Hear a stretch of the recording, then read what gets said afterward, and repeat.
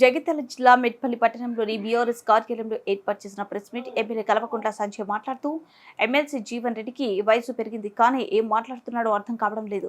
మొన్న జరిగిన ఎలక్షన్లో బీజేపీ బీఆర్ఎస్ పార్టీలో ఒకటేనని అన్నారు. గతంలో బీజేపీ ఎమ్మెల్యే అరవింద్కి సపోర్టు చేసింది మీరు కదా అని అన్నారు. వయసుకు మించి ఏదేదో మాట్లాడుతున్నారు. గతంలో మీకు ప్రజల బుద్ధి చెప్తారు అని మర్చిపోయారా?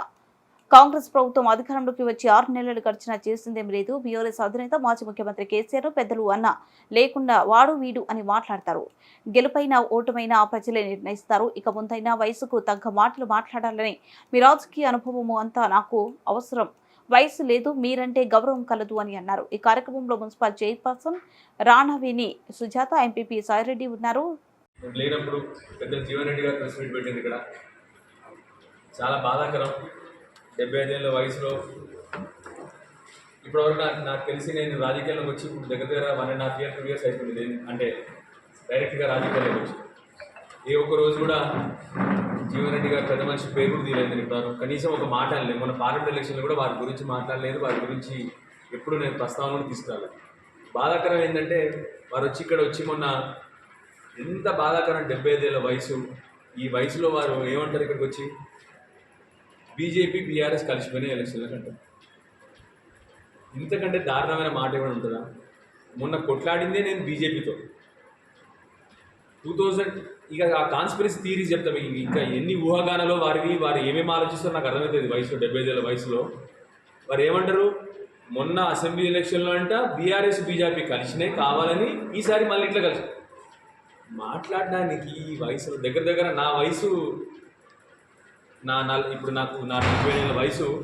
వారి రాజకీయ అనుభవం నా వయసు అంత రాజకీయ అనుభవం, సీనియర్ మోస్ట్ రాజకీయ నాయకులు జిల్లాలో. అందుకొరకు ఏ రోజు కూడా గౌరవంగా పెద్దలని చెప్పేసి ఏ రోజు కూడా మాట్లాడలేదు. వారి గురించి ఇంత అనాలోచితంగా ఇంత వక్రీకరించి ఏది పడితే మా రాజకీయంలో అంటే ఏంటి? మీరు ఫస్ట్ ఆఫ్ ఆల్ మీరు ఏం ఒప్పుకున్నారంటే ఇవాళ మీరు ఓడిపోయినా ఒప్పుకున్నారు. ఒక నిజమైన రాజకీయ నాయకుడు ఎవరు?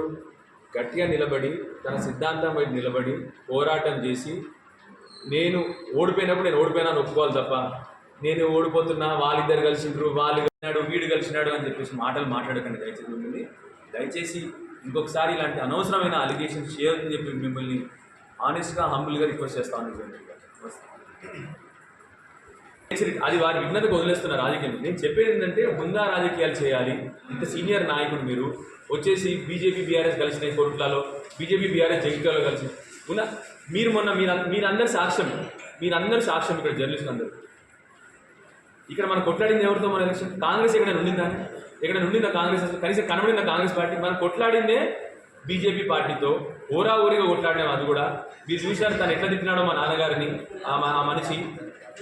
ఆ మనిషికి 2024లో సపోర్ట్ చేసింది ఎవరో మీరు చూసినారు. మీరు చేసిన పనులు వేరే వాళ్ళ మీద అంటబెట్టడం అంటే పచ్చకామలు లోకంతో పచ్చగా అనిపిస్తున్నట్టు. మీరు చేసిన పనులు 2019లో మీరు అవుట్ రైట్గా కాంగ్రెస్కి బీజేపీకి సపోర్ట్ చేసింది నేను కాదుగా చెప్పడం. మీరు కూడా ఒప్పుకున్నారు ఆ విషయం చాలాసార్లు. ఎస్, మా అల్లుని కోటేమని మీరు పర్సనల్గా ఫోన్ చేశారు. వారు అల్లుడు ఎవరు? అరవింద్ ధర్మపురి. మా అల్లుని కోటేయండి అని చెప్పేసి మామగారు మీరే కదా వాళ్ళకి అందరికి చెప్పి మరీ ఓట్లు వేయించిన ఘనత మీది. ఆ రోజు మీరు అంత పెద్ద నాయకుడు కదా, మరి ఎందుకు జగిత్యాలలో ఓట్లు రాలేదు కాంగ్రెస్ పార్టీకి ఆ రోజు 2019? సో దయచేసి అనవసరంగా మీరు చేసిన పనులు వేరే వాళ్ళ మీద బట్టగాల్చి పడేయడము ఇంత అనవసరమైన విచ్చడు. ఓటమిని అంగీకరించండి, ధైర్యంగా ఒప్పుకోండి మీరు. కానీ ఇట్లా వాళ్ళు కలిసినారు, వీళ్ళు కలిసినారు, చిన్నపిల్లల చాక్లెట్ నాది, నీనా చాక్లెట్ అని చెప్పి కొట్టాడు. ఇలాంటివి కాదు. ఉందా కదా రాజకీయ నాయకులు. ఆ తర్వాత మీరు అడిగిన ప్రశ్నకి నేను హెచ్చరించట్లేదు. ఎప్పుడు కూడా వారిని ఇప్పటి కూడా గౌరవంగా సంబోధిస్తున్నప్పుడు చూసినారు. నేను ఏమి వారిని అనట్లేదు, వారిని హెచ్చరించట్లేదు. వారికి ఏం చెప్తున్నానంటే మీరు గత 5 సార్ల నుంచి ప్రజల్ని నా లాస్ట్ టైం ప్లీజ్ అంటుంటే ప్రజలు ఒక్కసారి గెలిపించినారు.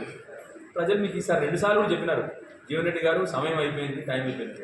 దాన్ని హుందాగా మనం కూడా ఎప్పుడు ఎగ్జిట్ కావాలో తెలవాలి, లేకపోతే ఎంట్రీ తెలిసినప్పుడు ఎగ్జిట్ కూడా తెలవాలి. మనకి అందుకొరకు అది చెప్తున్నాను తప్ప నేనేం వారిని వెళ్ళిపోమని చెప్పట్లేదు. మళ్ళీ ఉండమని చెప్తున్నాను. రాజకీయంలో వారు ఎట్లాగో ఇప్పుడు సార్ ఓడిపోతున్నారు. నాకు ఆనెస్ట్గా చెప్తున్నాను. వారికి రేవంత్ రెడ్డి గారిని కూడా మీ అందరి ప్రెస్ ద్వారా రిక్వెస్ట్ చేస్తున్నాను.